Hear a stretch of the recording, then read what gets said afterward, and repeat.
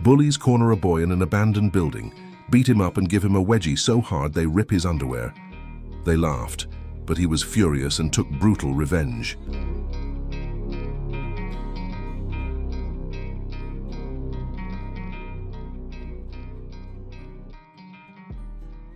Marcus Hodgson kept his eyes locked on the cracked linoleum floor as he navigated the crowded hallway of Westlake High School. At 15, he was smaller than most boys his age, 5'6", with a slim build that made him appear even younger. His oversized glasses magnified his hazel eyes, and his sandy brown hair fell across his forehead in an unruly mop that his mother was always trying to tame.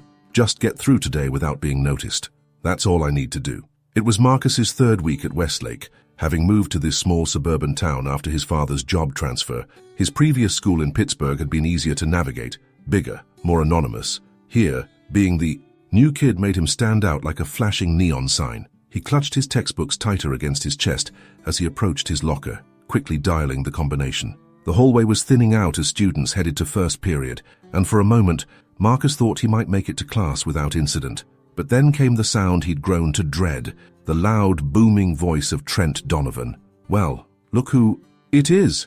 If it isn't Marcus the Marcus." Trent's deep laugh echoed down the hall as he approached with his two constant companions, Derek Walsh, a stocky redhead with a permanent sneer, and Lucas Bennett, tall and lanky with dark eyes that never seemed to blink enough. Marcus tensed but kept his focus on his locker, methodically exchanging books while pretending not to hear. This was his strategy. Don't engage, don't give them the satisfaction. What none of them knew, what nobody at Westlake could possibly suspect, was that Marcus had spent the last 7 years training in Brazilian Jiu-Jitsu under the tutelage of his uncle, a former MMA fighter. Marcus had earned his purple belt last year, competing in junior tournaments across the East Coast. His slight frame concealed wiry strength and technical knowledge that could easily overwhelm opponents twice his size. But Marcus had promised his parents he would never use his training outside the dojo, except in genuine self-defense. His father's words echoed in his mind daily. With great skill comes great responsibility. A true martial artist avoids conflict whenever possible, so Marcus had been avoiding day after day. But Trent and his crew were making it increasingly difficult. Trent leaned against the locker beside Marcus's, his 6-foot frame towering over him. "I'm talking to you, newbie. Don't you know it's rude to ignore people?" Marcus swallowed hard. "Sorry, I'm just trying to get to class. Hear that, guys?" Trent looked back at Derek and Lucas. "He's just trying to get to class. Such a good little student." Derek stepped forward and knocked the books from Marcus's hands, sending them scattering across the floor. "Oops, Butterfingers!" The trio laughed as Marcus knelt to gather his things. Lucas took the opportunity to plant a foot on one of the textbooks just as Marcus reached for it. "You know what I think?" Lucas said, grinding his heel into the book cover. "I think Marcus here needs to pay the new kid tax." Marcus looked up, confused. "What tax?" $10, Trent explained with a predatory smile. "Weekly protection fee. Pay up, and maybe we'll let you walk to class without any accidents." "I don't have any money on me," Marcus lied, very aware of the $20 his mom had given him for lunch sitting in his back pocket. Wrong answer. Trent nodded to Derek, who promptly kicked Marcus's gathered books, sending them sliding down the hallway again. A few passing students glanced at the scene but quickly averted their eyes and hurried past. Mr. Peterson, the English teacher, walked by and frowned slightly, but continued toward the teacher's lounge without comment. "They're not going to help. No one ever does. Tomorrow," Trent said, leaning down so his face was inches from Marcus's. $10, or things get much worse." He straightened up and grinned at his friends. "Let's go. We're wasting time on this loser." As they swaggered away, Marcus slowly collected his books, his heart hammering in his chest. He could have taken all 3 of them. He knew exactly how he would do it, exactly which techniques would neutralize larger opponents quickly, but he remembered his promise. "It's not worth it. Just keep your head down. This will pass." But deep inside, a small voice whispered that sooner or later, something would have to give. The cafeteria at Westlake High was a battleground disguised as a social hub. Long tables arranged in rows created clear territorial lines. Athletes at the center tables, drama and band kids near the stage door, academic overachievers by the windows, and various other cliques scattered throughout the room according to an unspoken but rigidly enforced hierarchy. Marcus had taken to eating at a small corner table, partially hidden behind a large trash can. It wasn't dignified, but it kept him out of sight most days. Today, however, as he carried his tray across the cafeteria, he noticed Trent watching him from the athletes' table. The older boy whispered something to Derek and Lucas, and all three grinned in Marcus's direction. Just ignore them. Eat quickly and leave. Marcus had barely taken 2 bites of his sandwich when a shadow fell across his table. He didn't need to look up to know who it was. "Where's my money, newbie?" Trent demanded, planting both palms on the table and leaning forward. Marcus kept his eyes on his food. "I told you I don't have any." "Wrong answer again." Trent reached over and grabbed Marcus's chocolate milk, popping it open and taking a long swig before placing it back on the tray. Delicious. Thanks for the drink." Derek and Lucas snickered as they flanked their leader. Derek reached out and poked Marcus hard in the shoulder. "Maybe he needs some motivation to remember his wallet tomorrow." Marcus clenched his jaw but remained silent. Years of training had taught him discipline, how to control his breathing, how to maintain composure under pressure. He visualized himself on the mats at his uncle's dojo, focusing on a fixed point to center himself. "What's wrong with you?" Lucas sneered. "Are you some kind of robot? Don't you get mad?" "Maybe he's just stupid," Derek suggested. "Hey, Marcus the moron, are you too stupid to talk? Please just leave me alone," Marcus said quietly, still not making eye contact. This seemed to enrage Trent even more. In one swift motion, he swept Marcus's tray off the table, sending food flying. The cafeteria suddenly grew quieter as students turned to watch the developing scene. "Look at me when I'm talking to you," Trent growled. Marcus slowly raised his eyes, meeting Trent's gaze. For a brief moment, something in Marcus's steady look made Trent hesitate. There was something unexpected there, something that didn't match the cowering victim he thought he was dealing with. But the moment passed and Trent's confidence returned. "That's better. Now I think you need to learn. Is there a problem here, gentlemen?" Ms. Rivera, the assistant principal, had appeared beside their table, arms crossed and eyebrows raised. Trent immediately transformed, his threatening stance melting into casual friendliness. "No problem at all, Ms. Rivera. Just welcoming our new classmate." By throwing his lunch on the floor, she gestured to the mess. "That was an accident," Derek chimed in. "Right, Marcus?" 3 pairs of eyes stared at Marcus, silently warning him. "Say something. Stand up for yourself." But Marcus knew from experience that telling would only make things worse in the long run. "Yeah," he mumbled. "Just an accident."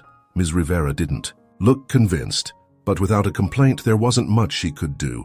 "Clean this up," she instructed Trent's group. "Now." As they grudgingly began picking up the scattered food, she leaned toward Marcus. "My door is always open if you need to talk," she said quietly before walking away. Marcus nodded, but they both knew he wouldn't come. No one ever did. After school, Marcus tried to exit quickly through the east doors, the less used entrance near the art rooms. But as he pushed through the heavy metal door into the afternoon sunlight, he spotted Derek and Lucas waiting by the bike racks. Not again. Not today. He turned to go back inside, planning to leave through another exit, but the door had locked behind him. Before he could decide on another escape route, Derek called out, "Hey, Marcus the moron, get over here." Marcus pretended not to hear, walking briskly toward the street instead. He had made it halfway across the parking lot when he heard running footsteps behind him. Suddenly, a hand grabbed his backpack, yanking him backward. "Didn't you hear us? Calling you." Lucas spun Marcus around to face them. "I need to get home," Marcus said, trying to keep his voice steady. "That's not very friendly," Derek said, stepping closer. "Especially after you got us in trouble with Rivera." "I didn't—" "Shut up," Lucas cut him off. "Trent wants to see you, behind the gym, now." Marcus knew what that meant. The area behind the gymnasium was hidden from the main school building, bordered by trees and rarely monitored after hours. "I can't," Marcus said. "My mom's expecting me." Derek grinned. "Oh, Mommy's boy has to get home to Mama. That's cute." He exchanged a look with Lucas. "I think we'll have to help you explain to her why you're late." Before Marcus could react, they grabbed him by the arms, one on each side, and began marching him toward the back of the school grounds. I could break free right now. A simple wrist lock, twist free, sweep the leg, but he had promised. No fighting unless absolutely necessary. Was this necessary? They hadn't actually hurt him yet, so Marcus allowed himself to be led around the building to where Trent was waiting, leaning against the brick wall with a cigarette between his fingers. "Finally," Trent said, dropping the cigarette and crushing it under his heel. "Time for your real welcome to Westlake, newbie." The gym's back wall created a shadowy alcove where teachers rarely ventured. A few cigarette butts and empty beer cans littered the patchy grass, evidence of illicit activities conducted out of sight. Marcus stood with his back to the wall, surrounded by Trent and his friends. 4 other boys had joined them, juniors. and seniors Marcus recognized from the hallways, but didn't know by name. 7 against 1. This is bad. Here's the deal, Trent said, pacing slowly in front of Marcus. You embarrassed us in front of Rivera today. Nobody does that without consequences. I didn't say anything, Marcus protested. Exactly. You should have backed us up better. Trent stepped closer. So now you have a choice. Either you give us all your money, whatever you've got, and promise to bring $20 tomorrow, or... He cracked his knuckles dramatically. Marcus quickly calculated his options. In the past at his old school, giving in to demands like this had only led to escalating bullying. It never stopped with just money. I'm not giving you anything, he said, surprised by the steadiness in his voice. A look of shock crossed Trent's face, quickly replaced by anger. Wrong choice? He nodded to Derek and another large boy named Mike, who stepped forward and grabbed Marcus's arms, pinning them against the wall. Now? Is this when I defend myself? But something held Marcus back, a mixture of his promise to his parents and the knowledge that using his skills against untrained opponents could cause serious injury. These were just high school bullies, not real threats. At least that's what he told himself. Trent stepped forward and jabbed a finger into Marcus's chest. Last chance, loser. When Marcus remained silent, Trent's face darkened. He drew back his fist and drove it into Marcus's stomach. The air rushed from Marcus's lungs as pain blossomed through his midsection. His training had conditioned him to absorb impacts, but it still hurt. Not so quiet now, huh? Trent taunted as Marcus gasped for breath. 2 more punches followed, one to the ribs, another to the shoulder. Marcus could have blocked them easily. If his arms weren't restrained, could have countered with techniques that would have ended the confrontation in seconds. Instead, he took the blows, waiting for them to tire of the game and let him go. But Trent was just warming up. Hold him tighter, he instructed as Marcus instinctively tried to twist away from the next punch. The boys tightened their grip, fingers digging painfully into Marcus's biceps. Lucas joined in now, stepping forward to land an awkward punch to Marcus's jaw that snapped his head to the side. Hey, don't mark his face too much, one of the older boys cautioned. Teachers will notice. Good point, Trent agreed. Then he smiled maliciously. Let's have some real fun instead. He nodded to the others, and suddenly Marcus was being dragged forward, away from the wall. Before he could resist, they had forced him face down onto the ground, a knee pressing painfully into the small of his back while others held his arms and legs. This is getting out of control. What are you doing? Marcus demanded, his voice muffled against the dirt. Just giving you a proper initiation, Trent laughed. Every new kid gets one. Marcus felt hands grabbing at the waistband of his jeans, and panic surged through him. This was going beyond ordinary bullying. Stop! Get off me! He shouted, beginning to struggle in earnest. Whoa, look at that. He can actually speak above a whisper, Derek mocked. Let's see what kind of underwear Mama's boy wears, Trent said, and Marcus felt the humiliating tug as someone grabbed the waistband of his boxers and yanked upward in a brutal wedgie. Pain shot through him as the fabric dug viciously into his skin. The group howled with laughter as Marcus squirmed, the pressure increasing as Trent pulled harder. Pull harder, Lucas encouraged. Make him squeal. Marcus heard a loud ripping sound as the fabric tore, followed by even more raucous laughter from the group. Dude, you ripped his underwear, Mike exclaimed. What a loser. Can't even afford decent underwear, Derek added.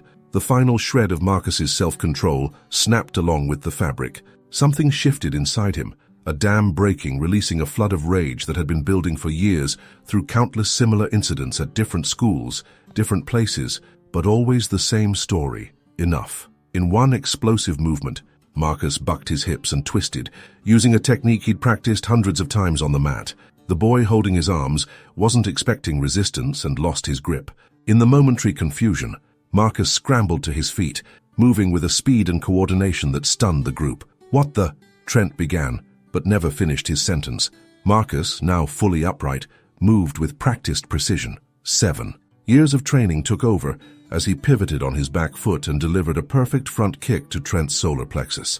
The larger boy doubled over, gasping for air as he staggered backward. The others stood frozen in shock for a crucial second, just enough time for Marcus to assume a fighting stance, balanced on the balls of his feet, hands raised in a guard. Position. What the hell? Derek was the first to recover, rushing forward with a wild haymaker that telegraphed his intentions a mile away. Marcus slipped to the side, grabbing Derek's outstretched arm and using the boy's own momentum to throw him to the ground. The impact knocked the wind out of Derek, who lay stunned on the grass. Lucas and Mike attacked together, coming at Marcus from different angles.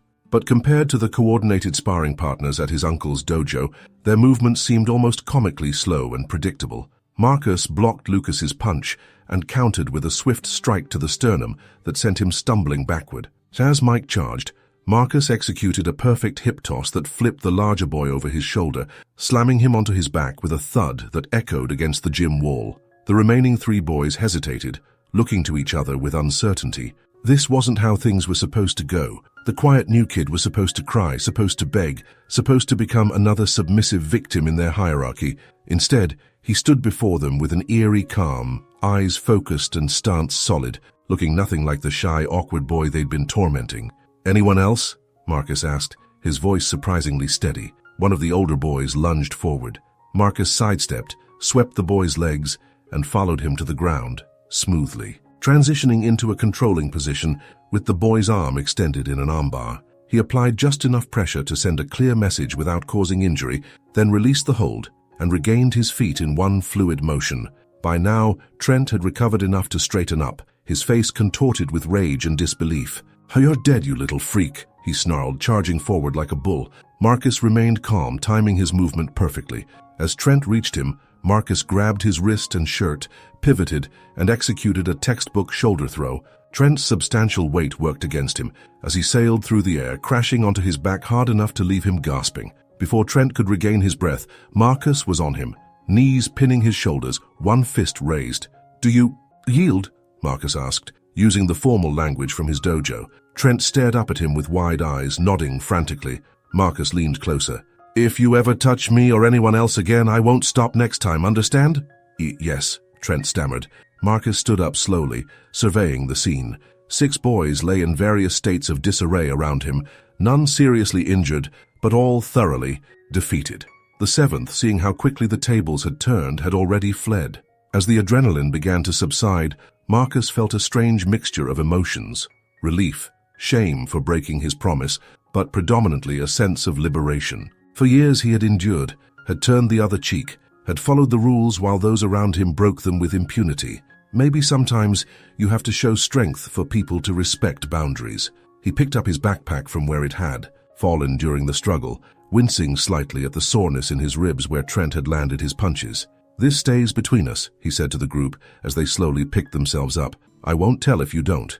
Without waiting for a response, Marcus turned and walked away, posture straight, head high for the first time since arriving at Westlake High. The next morning, Marcus approached the school with trepidation. Part of him expected retribution. Perhaps Trent and his friends would have rallied more supporters, would be waiting to ambush him with greater numbers.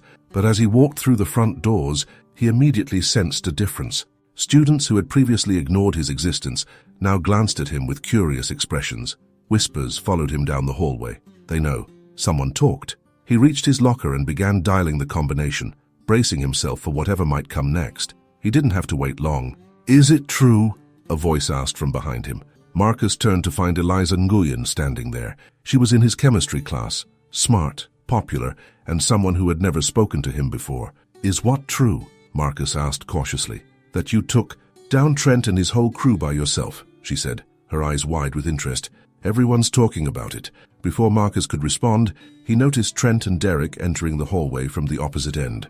Their eyes locked onto him immediately, and Marcus tensed, preparing for confrontation. But instead of approaching, they quickly averted their gaze and changed direction, disappearing down another corridor. "They're avoiding me." The realization was so unexpected that Marcus almost laughed out loud. "So it is true," Eliza said, observing the interaction. "That's actually pretty cool. They've been terrorizing kids for years." Throughout the day, the story spread like wildfire, growing more elaborate with each retelling. By lunchtime, according to some versions, Marcus was a black belt who had trained with Olympic athletes. Others claimed he was actually in a witness protection program, relocated after testifying against a crime syndicate. Marcus neither confirmed nor denied any of the rumors, simply shrugging when asked directly. The truth was impressive enough. Without embellishment, in the cafeteria, he hesitated with his tray, unsure where to sit. His usual hidden corner seemed unnecessarily isolated now. "Marcus, over here!" He looked up to see Eliza waving from a table where she sat with several others from their chemistry class. After a moment's hesitation, he made his way over and took an offered seat. "This is Zach." Eliza introduced a lanky boy with curly hair. And that's Priya and Jamal. They greeted him with genuine smiles, not the mocking ones he was accustomed to receiving. Gotta say, man, no one's ever stood up to Trent like that, Jamal said admiringly. So you became a legend overnight. It's not that big a deal, Marcus mumbled, uncomfortable with the attention. Are you kidding? Priya leaned forward. Those guys have been making everyone's lives miserable since middle school. You did what everyone's wanted to do for years. As lunch continued, Marcus found himself gradually relaxing into the conversation. These weren't the cool kids or the popular crowd, but they were genuine and welcoming in a way he hadn't experienced at Westlake until now. By the end of the week, several things had changed. Marcus had been invited to join the school's wrestling team by a coach who had heard rumors of his abilities. He'd made actual friends for the first time since arriving, and most significantly, Trent and his crew gave him a wide berth in the hallways. Their previous dominance noticeably diminished. It wasn't just Marcus they avoided now. Other students had begun standing straighter, reporting incidents, refusing to be intimidated. With their aura of invincibility shattered, the bullies' power had diminished considerably. On Friday afternoon, as Marcus was leaving school, he found Trent waiting alone by the front steps. Marcus tensed, wondering if this was finally the confrontation he'd been expecting. But Trent's posture wasn't aggressive. If anything, he looked uncomfortable, shifting his weight from foot to foot. "Got a minute?" Trent asked as Marcus approached. Marcus nodded cautiously. "What do you want?" Trent glanced around to make sure no one was within earshot. "What happened the other day? Can we keep that between us?" "The guys and me?" Marcus studied him curiously. "It seems like the whole school already knows." "Yeah, but they don't know how badly you embarrassed us." Trent's face flushed. "Look, my dad would kill me if he found out I was fighting at school again. I'm already on thin ice with him." For the first time, Marcus saw beyond the bully to the person beneath, someone with his own problems, his own pressures. "I already told you guys I wouldn't say anything," Marcus said. "That hasn't changed." Relief washed over Trent's face. "Thanks, man." He hesitated, then added awkwardly, "Where'd you learn to fight like that anyway?" "My uncle's dojo. I've been training since I was 8. Trent nodded slowly. "That's pretty cool, actually." An uncomfortable silence stretched between them, before Trent spoke again. "So we good? No hard feelings?" Marcus considered this. The bruises on his ribs were still tender, the humiliation still fresh in his memory. But holding on to anger wouldn't change what had happened. "We're good," he said finally. "As long as you leave me and everyone else alone." Trent nodded. "Deal." He extended his hand, and after a moment's hesitation, Marcus shook it as Trent walked away. Marcus felt a weight lifting from his shoulders. For the first time since arriving at Westlake, he felt like he belonged. Not because he had proven himself the strongest, but because he had stood up for himself with dignity. His uncle had always taught him that true martial arts weren't about dominating others, but about achieving inner balance and using strength responsibly. It had taken breaking his promise to understand what that really meant. The following Monday, Marcus entered the cafeteria and automatically headed toward his usual corner table before remembering he had other options now. He spotted Eliza and the others at their table and changed direction, sliding his tray onto the table with a small smile. "There he is," Zach greeted him. "Man, you missed it this morning." Derek tried to mess with freshman Kevin by the lockers, and the kid actually stood up to him. Said something like, "If Marcus could do it, so can I." Derek backed down immediately. "Seriously?" Marcus asked, surprised. Jamal nodded. "You started something, dude. People aren't taking their crap anymore." As they talked, Marcus noticed Lucas enter the cafeteria alone, looking uncertain without his usual backup. The other boy caught Marcus's eye briefly, before quickly looking away and finding a seat at an empty table. "Don't you feel bad for them?" Priya asked, following Marcus's gaze. "I mean, they're basically outcasts now." Marcus thought about it for a moment. "Everyone deserves a second chance," he said finally. "Maybe they'll learn from this. Or maybe they'll just find new victims at a different school next year," Zach said skeptically. "Maybe," Marcus acknowledged. "But that's their choice.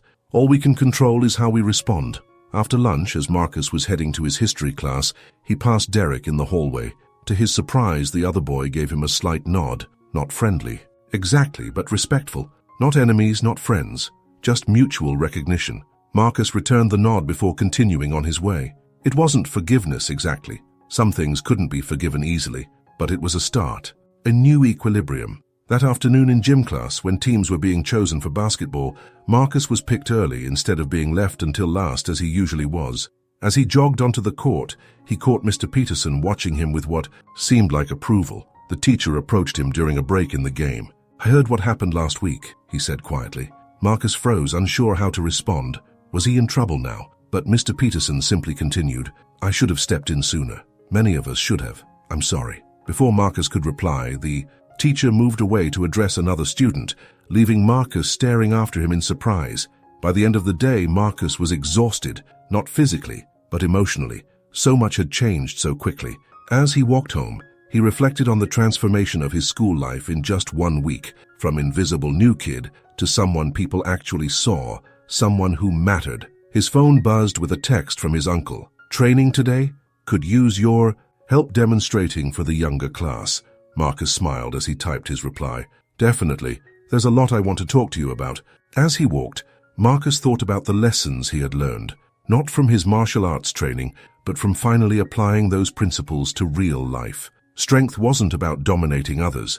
It was about standing firm in your own worth. Courage wasn't the absence of fear, but acting despite it. And sometimes, the only way to end a cycle of harassment was to demonstrate that you wouldn't be a willing participant anymore. He had broken his promise about using his skills, yes, but in doing so, he had honored the deeper spirit of his training to protect himself and others, to restore balance where there was none. And in the process, he had found his place in a new school, made real friends, and maybe, just maybe, helped break a cycle of bullying that had persisted for years.